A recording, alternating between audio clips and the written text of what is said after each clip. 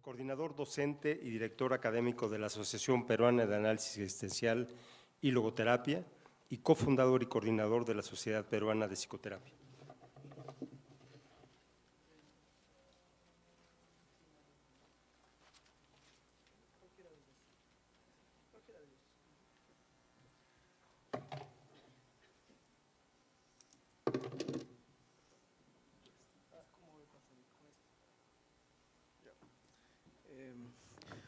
Buenas tardes con todos.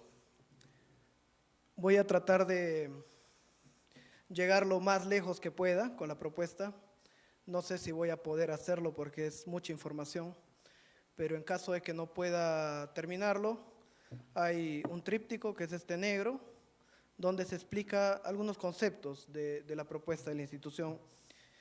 Quiero comenzar agradeciendo a Alejandro por la invitación. Él estuvo 2 veces en Perú. Sí, fue muy importante para nosotros invitarlo, ¿sí? Al doctor Langle, ¿no?, por escucharnos, y tendría que decir que en la formación que hemos tenido, que fue un ir desde la logoterapia clásica a una propuesta particular, a través de la visita de muchos docentes que tuvimos, fueron muchas personas, fue Fred Martínez, fue gente argentina, estuvo Cuca, Lucía Cuellar, Jackie. Hemos llegado a ver muchas cosas de las que el doctor Langle también vio, ¿sí? Y creo que para nosotros las 3 personas que más influyeron en la formación que tuvimos fueron Andrés Kuplen, que nos trajo los criterios de Mario Berta de una logoterapia abierta de Uruguay, Jackie, ¿no?, que me decían a veces hoy, no confunde a la gente Jackie, que no cree en el sentido, es heideggeriano, postmoderno. Lo que pasa es que cada vez que va Jackie nos volvemos más logoterapéuticos que existenciales, porque eso también nos confirma, y si algún alumno se interesa más por la postura de Jackie está muy bien, ¿sí? Y la presencia de los cuestionamientos del doctor Langle en el libro sobre Viktor Frankl fueron muy ilustrativos con respecto a la importancia de tomar la subjetividad y una serie de otros aportes, ¿no?, desarrollar una psicoterapia completa.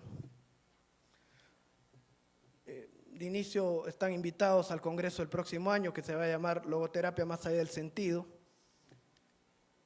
Quiero comenzar con una frase del doctor Mario Berta.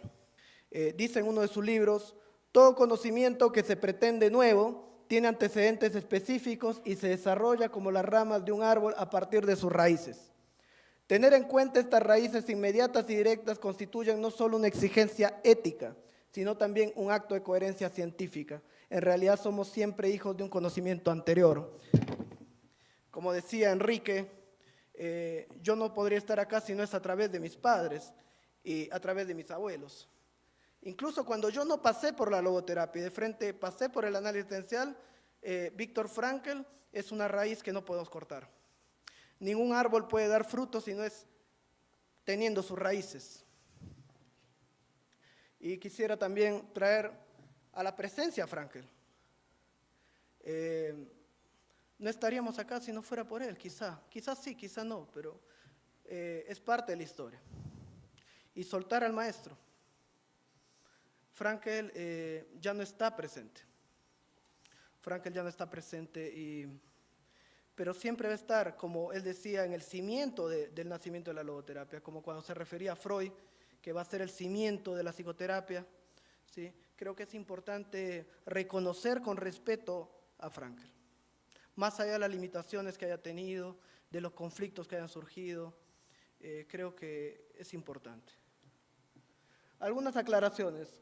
Esta no es una propuesta de logoterapia clásica o una propuesta de logoterapia light.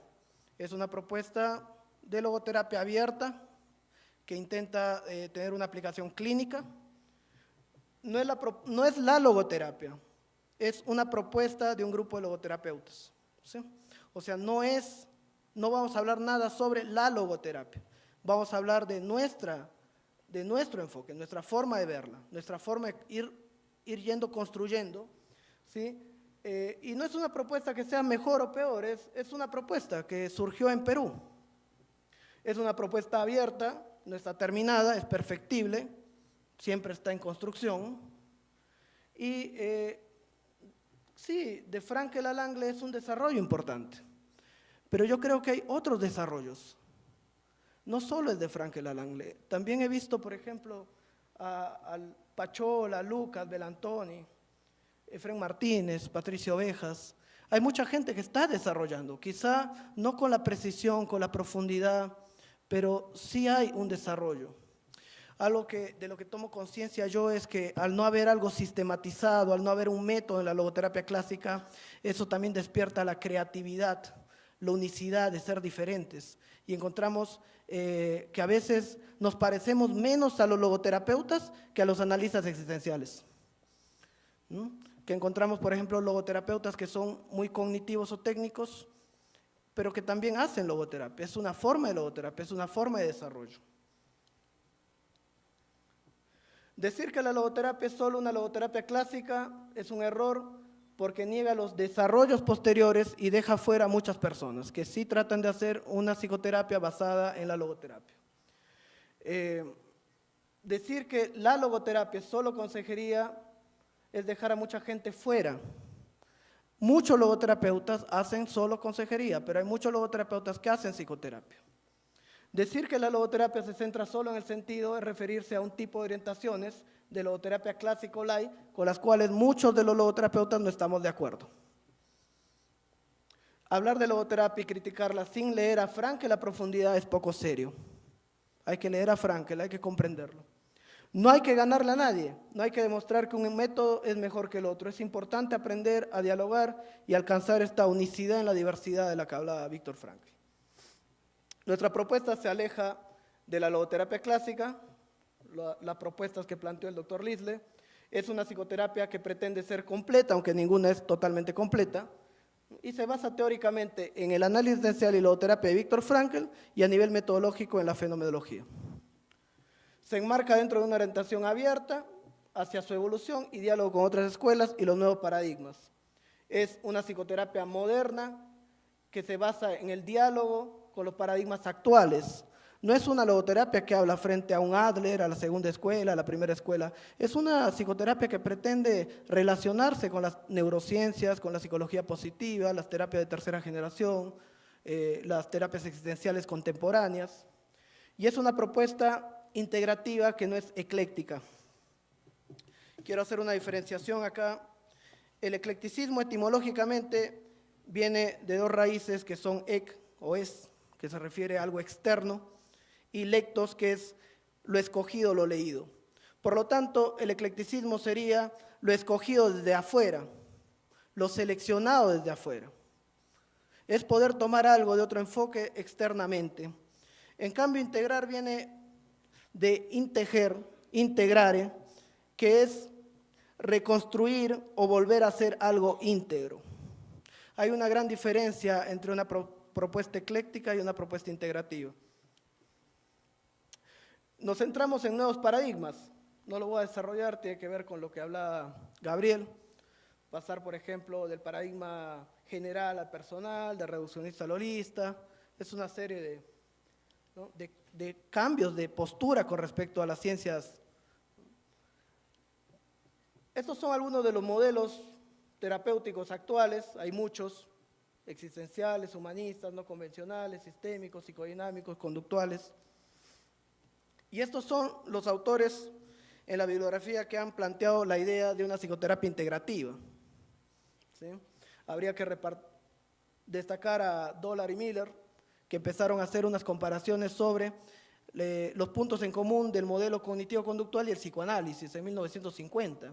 La idea de una terapia integrativa no es algo raro, es algo presente en la psicoterapia. Hay muchos autores contemporáneos. El mismo Fritz Perls hace una integración de autores psicodinámicos, del psicodrama, y habría que destacar autores contemporáneos como Prochaska o Bernard Beiman o Goldfried, ¿no? O Schneider, que plantean también la idea de una integración de las psicoterapias. Podemos hablar de niveles de integración, de un eclecticismo asistemático, cuando uno junta todo, ¿no? Lo que le llega, sin ningún criterio epistemológico, metodológico, de un eclecticismo técnico, cuando uno integra un recurso técnico de otra escuela sin interesarse mucho por la epistemología o la teoría en la cual se sustenta. Esto lo habló mucho Lazarus, por ejemplo, el eclecticismo técnico. Yo, siendo psicoanalista, podía tomar la silla vacía de la Gestalt sin saber nada de Gestalt o sin importarme la teoría en la cual la Gestalt estaba implicada.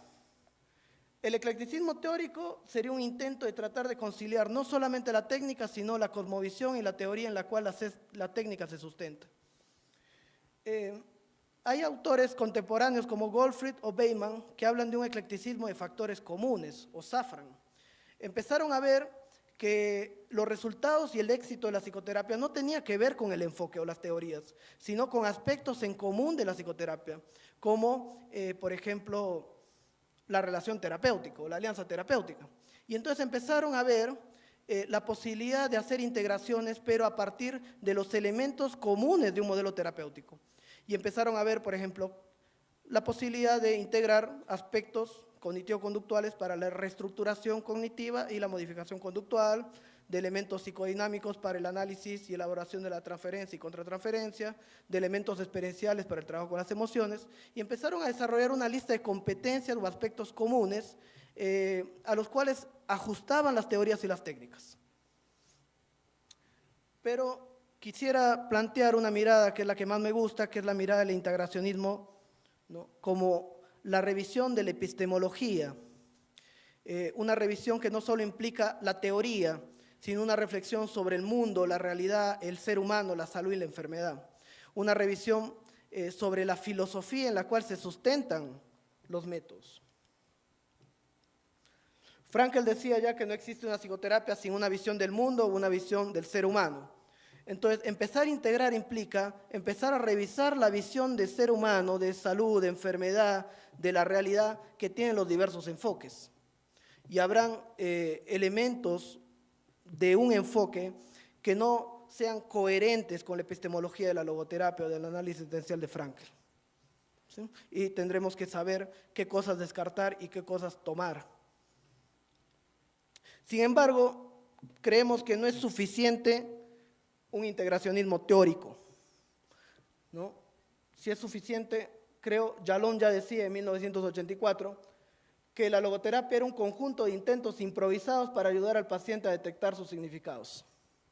Esta crítica de Jalón es dura, ¿no?, cuando él dice que la logoterapia no tiene una metodología existencial clara, ¿no? Tiene un conjunto de métodos improvisados, el diálogo socrático, la de reflexión, la intención paradójica. Y entonces yo creo que no existe una psicoterapia sin una visión del mundo y del ser humano y sin un método. Y lamentablemente en la logoterapia, si algo me ha costado a mí en lo personal es saber cómo se hace, o sea, cómo se hace la intervención. La teoría de Frankl es muy extensa, pero ¿cómo se aborda desde Frankl? Y mucha gente empezó a abordar desde lo cognitivo, desde lo gestáltico, desde lo rogeriano, porque había este vacío de no saber cómo se hace la intervención, ¿sí? Y creo que la respuesta está en la fenomenología, en poder partir, sí, de una logoterapia como marco teórico, pero integrando el método fenomenológico como método principal.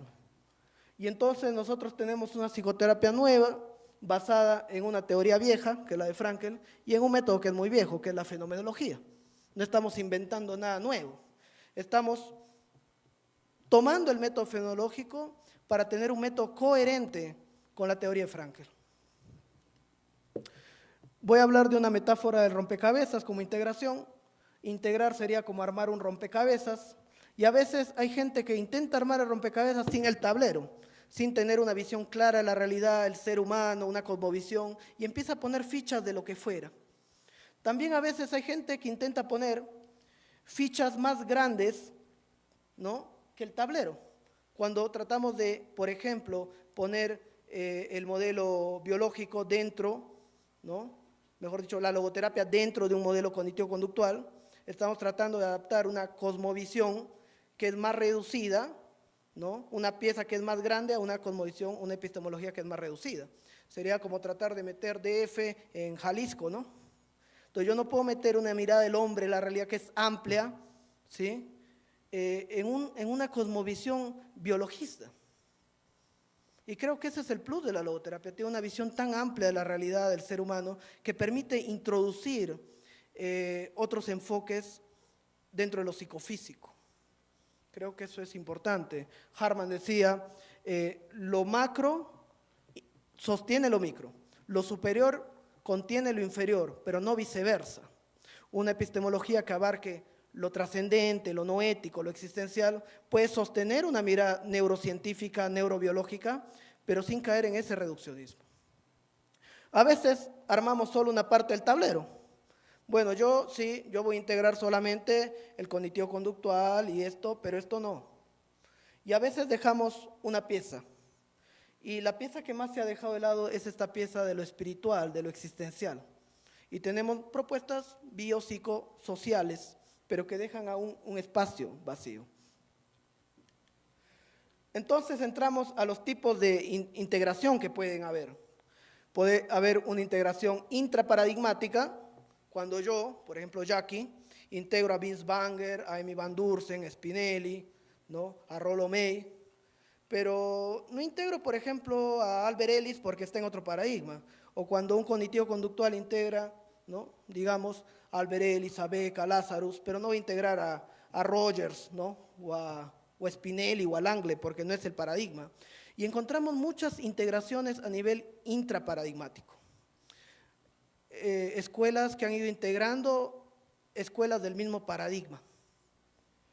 La otra postura sería una integración interparadigmática, cuando yo tengo que integrar paradigmas que van más allá de mi propio paradigma. Y entonces yo ya no solamente integro escuelas humanistas o existenciales, sino que tengo que integrar escuelas cognitivas o sistémicas. Entonces ya no estoy en el mismo paradigma, me he movido a otro paradigma. Sería como una relación, el paradigma intraparadigmático, la integración intraparadigmática como una sumatoria aritmética. Una escuela humanista más una escuela humanista dan dos escuelas humanistas. Pero en la integración interparadigmática, la ampliación no es aritmética, es geométrica. Yo amplío mi visión, no solamente sumo más. Y habría también una integración transparadigmática, que habría que pensar si es suficiente integrar las psicoterapias entre sí o tendríamos que empezar a hablar de la integración de la psicoterapia con otros campos. Por ejemplo, la integración de la psicoterapia con la neurociencia, con la psicofarmacología. Hay autores que están hablando de esto. Con el arte, lo que decía Natalia, no sé si está por acá, y con la sociología o la educación.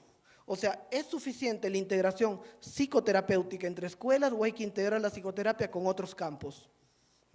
Beyman tiene un libro que se llama La integración de la psicoterapia con la farmacoterapia, por ejemplo. Otra metáfora es la de los híbridos. Si yo cruzo una yegua con un burro, me sale una mula, pero si cruzo una burra con un caballo, me sale otra cosa. Igual con estos híbridos que hicieron de los tigres y leones. Lo que quiere decir que integrar dos enfoques similares no siempre va a dar el mismo resultado. No es lo mismo hacer logoterapia con Gestalt que ser gestáltico e integrar cosas de la logoterapia. ¿Sí? Va a depender cuál es mi epistemología, mi visión de base. No es lo mismo hacer logoterapia con elementos del análisis existencial que hacer análisis existencial con elementos de la logoterapia. El resultado es diferente. Depende en gran medida del enfoque de base, de la cosmovisión, de la epistemología de la cual parte ese terapeuta. La propuesta nuestra se basa en tres aspectos. Primero hay 4 criterios, que son la persona, el contexto, la experiencia y la realidad fenoménica. Y hay después unos ejes que serían la estructura. Los primeros 3 ejes hablan de la teoría, tener una visión integral del ser humano, una comprensión relacional y existencial de la persona y una teoría de la motivación, que es lo que mueve a la persona, que tiene que ver con la mirada de Scheler básicamente y de Frankl. Los ejes comprensivos tienen que ver con la aproximación fenomenológica a la enfermedad, al padecimiento. Y tiene que ver primero con la aproximación fenomenológica experiencial. Me interesa no tanto cuál es la categoría diagnóstica que tiene la persona, sí me interesa pero me interesa más cuál es la experiencia, la vivencia del paciente. Y esto me refiero con la aproximación fenomenológica experiencial. Aproximarme fenomenológicamente a la experiencia de tener esto. No me interesa tanto si tu depresión es de tipo tal o cual en el método, sí, en la parte diagnóstica, claro, pero en el método me interesa cómo es que tú vives con esto, cómo es para ti vivir con esto.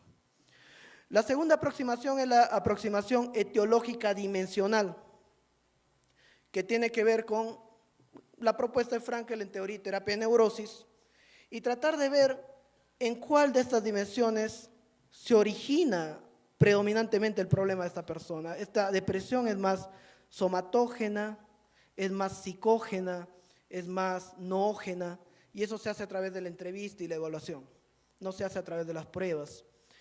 Habrá que pedir pruebas para descartar la organicidad, pero en todo caso estaríamos más cerca a una psicopatología descriptiva y a los exámenes médicos y neuropsicológicos que a un criterio categorial, ¿no? Tipo DSM-4.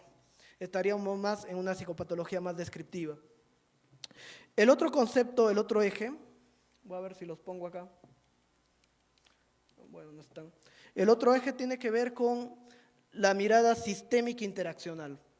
Entonces yo veo cómo es la vivencia del paciente, dónde se origina el problema y cómo se expresa, y cuál es el contexto de este paciente, con quién vive, qué le pasa, por qué viene ahora, qué pasó, desde cuándo le pasa. ¿Cómo influye el contexto, el aspecto social en el problema? ¿Cómo influye su historia personal? Hablaremos de un contexto inmediato, que son las condiciones inmediatas ambientales, de un contexto estructural, sistémico, de un contexto histórico, biográfico y de un contexto social. Tratar de explorar cuál es el contexto en el que está la persona. El cuarto criterio comprensivo sería tratar de comprender, es la aproximación teleológica axiológica, o sea, cuál es la finalidad, pero es una finalidad no social como en Adler o en Wexberg, ¿no? Que eran maestros de Frankel, sino es una finalidad relacionada a la voluntad del sentido, cercana a Scheller. O sea, no tanto cuál es la causa de la enfermedad, sino cuál es la finalidad del síntoma, cuando el síntoma es intencional, qué es lo que busca la persona, qué es lo que busca a través de la droga, para qué lo hace, qué lo mueve y qué estrategias utiliza para alcanzar esto. Tiene que ver con esta dinámica de la voluntad del sentido, la búsqueda inconsciente de los valores, la finalidad, los medios a través de los cuales lo realiza, las estrategias que utiliza. Sería el análisis y la exploración de estos aspectos. Con respecto al método, nos centramos en el método fenomenológico, la relación terapéutica y el uso coherente de técnicas. Estos serían los criterios, que es siempre centrados en la persona, la experiencia de la persona y esta persona siempre en un contexto. Vamos a hablar de una realidad fenoménica. Voy a pasar todo esto, me gustaría esto. ¿Qué es lo que leen ahí ustedes? ¿Qué es lo que pueden leer ahí? ¿Cómo? Este mensaje, ahí dice 3573M3N5. Y es la forma como el cerebro construye la realidad, como interpreta la realidad. Cuando va Dogen, que es un maestro zen, ¿no?, a Japón, a la China y vuelve al Japón, ¿no?, él vuelve sin ningún libro, solo, y le preguntan, ¿y dónde está lo que aprendiste? Y dije, tengo todo lo que aprendí en la China, de budismo. Y le dicen, ¿y qué es lo que aprendiste? Y Dogen va a decir, aprendí que la nariz es vertical y los ojos son horizontales. Hacer fenología es ver las cosas tal como son. Entonces, si viene un niño que tiene agitación, incapacidad de atender, ¿qué es lo que tiene? Lo que tiene es incapacidad de atender y agitación. Ponerle la etiqueta de hiperactividad es un proceso hermenéutico que es posterior al fenomenológico. La fenología consiste en describir y limitar lo que aparece, lo obvio, lo concreto. Y eso nos aleja del modelo explicativo, sea psicoanalítico, sea psicopatológico. Entonces, tenemos una realidad objetiva que tiene que ver con los hechos y los datos externos a mi experiencia, que no sé si es posible, ¿no? Cuando iba Jackie yo tenía aversión al postmodernismo, a la hermenéutica, y he comprendido en estos años que es imposible no terminar en la hermenéutica. Porque todo hecho aparece a través de la experiencia de la persona, que sería, hay una realidad objetiva, pero también hay que tiene que ver con la ciencia dura, ¿no? La medicina, la psiquiatría, la neuropsicología, los hechos, las situaciones, los hallazgos patológicos. Pero trabajamos no con esto, sino con la experiencia de los hechos. Y también hay una realidad intersubjetiva, que sería la significación, la explicación, ¿no? La teorización sobre la experiencia o los hechos. Creo que es muy difícil no terminar en la hermenéutica, porque en la medida en la que yo estoy sintiendo un dolor de cabeza, empiezo a significarlo, empiezo a ponerle lenguaje, a ponerle significado. Y la terapia es un proceso de comunicación verbal, y va a ser muy difícil poder mantenerme en mi experiencia como tal. No trabajamos con los hechos, trabajamos con la experiencia, pero es muy difícil no caer en la hermenéutica. Lo que vamos a tratar de hacer es que la interpretación de la experiencia parta del encuentro y de la co-construcción, no parte de una teoría previa. Cuando estás frente a un paciente, y si tú eres gestáltico, la pregunta sería, ¿dónde está ahí el ciclo de regulación organísmica? ¿Dónde está ahí el mecanismo de proyección, de introyección? No lo veo, no lo veo. Eso está en los libros de Peirce. Aquí estás tú, conmigo, con tu experiencia. Y podríamos decir que esto que te pasa se parece a lo que describió alguien. Pero la tendencia de esta propuesta nuestra es mantenernos en la experiencia, dejando las teorías de lado. Mantenernos en la experiencia, dejando las teorías de lado. Y las teorías serán útiles posteriormente a la experiencia, al contacto, que tiene que ser en la medida de lo posible lo más cercano a lo emocional, a lo corporal. Porque a veces darle un significado a la experiencia es no entrar en contacto con mi experiencia también. Es hablar de algo que yo creo que me pasa y no estar en contacto con lo que realmente me pasa. Y nuestra propuesta ahí es más heideggeriana, es más de estar en contacto con esto. ¿Cómo es esto para ti? ¿Qué te pasa con esto? No tanto es hablar de esto que yo creo que es, no, ¿qué te pasa con esto? ¿Sí? Y esto va a hablar Jackie, ¿no? La terapia finalmente es una co-construcción. ¿Qué le pasa al consultante? Los hechos. ¿Qué le pasa al consultante con lo que le pasa? ¿Qué le pasa al consultante con lo que le pasa de lo que le pasa? ¿Qué me pasa a mí como terapeuta con lo que le pasa al consultante? ¿Qué le pasa al terapeuta? Y esto es un laberinto. Al final se trata de lo que nos pasa juntos, ¿sí? Pero es este laberinto de ir viendo qué te pasa con lo que te digo y esta interacción lo que va haciendo la relación. Estos serían los 10 ejes que describí. Los contenidos a abordar fenomenológicamente. Podemos abordar situaciones, qué pasó, desde cuándo, cómo fue, con la descripción. Entrar a contenidos psicológicos, cómo lo percibes, cómo sientes, qué piensas de esto, cómo es para ti, qué haces cuando te pase esto con qué se relaciona. Entrar a contenidos sistémicos, comprender la estructura, dónde está el paciente, las interacciones. A los contenidos no éticos y a los contenidos del propio proceso de la relación. Podemos explorar todo esto a través del método fenomenológico. Jackie me dijo una vez que él podía explorar el nivel de creatinina en la orina con la fenomenología. Todavía no hemos llegado a ese nivel, ¿sí? Pero creo que la fenomenología nos permite explorar los diversos contenidos y es un método fundamental. Y la logoterapia, lamentablemente clásica, no ha adquirido este método. Hay un filósofo que le dijo una vez a una persona, usted es un mar de conocimiento con 1 centímetro de profundidad. Y eso pasa a veces con la logoterapia clásica, donde todo lo que se sabe de Nietzsche es quien tiene un porqué, ¿no? O Heidegger ser en el mundo, pero no hay una profundización seria en la filosofía, en el existencialismo. La logoterapia no hace filosofía, repite frases filosóficas. Hacer filosofía es aprender a pensar filosóficamente, con profundidad. Y eso creo que es fundamental y es la razón por la cual hemos llevado y llevamos cada año a Jackie, ¿sí? Quiero terminar con esto, que es una invitación a usar múltiples abordajes. No voy a hablar tanto de la técnica, voy a hablar de la multiplicidad de abordajes. Frankl decía que hay una mirada multidimensional que también se tiene que aplicar a la praxis. Estamos acostumbrados a abordar a través de la conversación y hay otros métodos para llegar a la experiencia. Trabajar con la biografía, con el arte, con la imaginería, con el juego, con la escritura, la narrativa, con los sueños, con el cuerpo. es también empezar a ver la posibilidad de que los logoterapeutas empiecen a explorar otras vías de trabajo, no solamente la palabra. Empezar a trabajar con el arte, la pintura, la escritura, el grupo, la biografía. Creo que eso es fundamental. Desde la fenomenología, obviamente. Si voy a trabajar un dibujo, explorándolo fenomenológicamente. Y si les gusta la técnica, hay muchas técnicas en la propuesta. El tema de la técnica, hay un autor que decía que con respecto al arte con el tiro de flecha, que hay que alcanzar un arte sin artificios. O sea, la función de la técnica es integrarla como parte del terapeuta para que la técnica salga sola. O sea, dominar el arte sin el artificio, como el pintor que es capaz de pintar olvidándose la técnica, ser capaz de integrar el diálogo socrático, la fenología en un nivel de persona a persona. Y termino con esto, un criterio de Jung, que decía, conozca todas las teorías, domine todas las técnicas, pero al tocar un alma humana, sea apenas otra alma humana.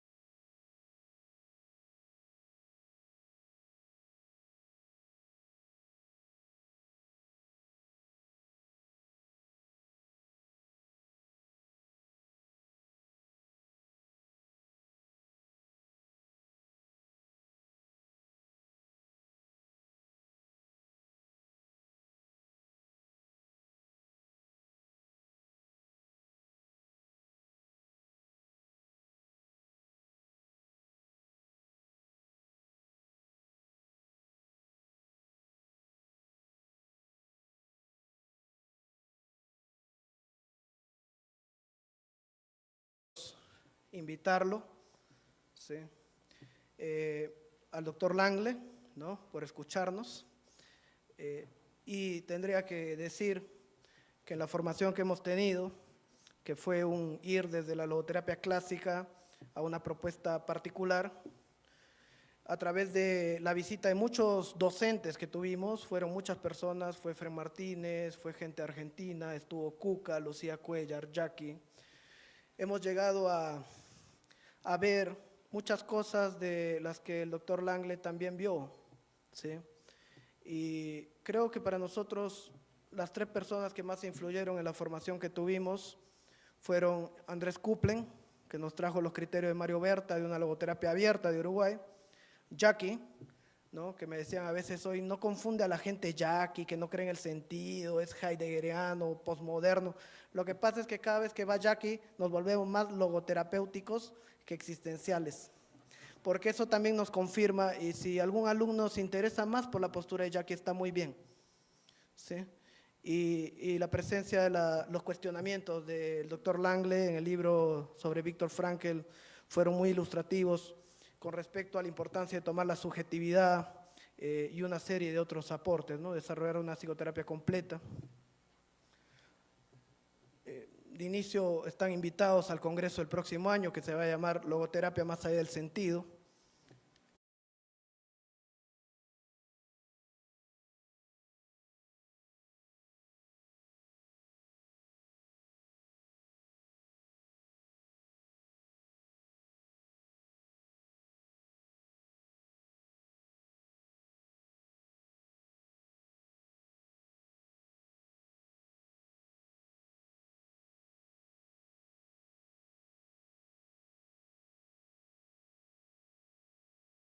Coordinador docente y director académico de la Asociación Peruana de Análisis Existencial y Logoterapia y cofundador y coordinador de la Sociedad Peruana de Psicoterapia.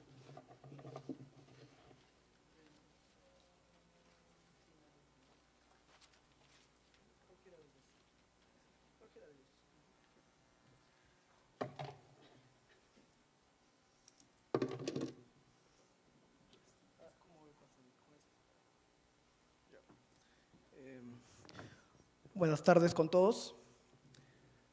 Voy a tratar de llegar lo más lejos que pueda con la propuesta. No sé si voy a poder hacerlo porque es mucha información, pero en caso de que no pueda terminarlo, hay un tríptico que es este negro, donde se explica algunos conceptos de la propuesta de la institución. Quiero comenzar agradeciendo a Alejandro por la invitación. Él estuvo 2 veces en Perú. Sí, fue muy importante para nosotros. Quiero comenzar con una frase del doctor Mario Berta.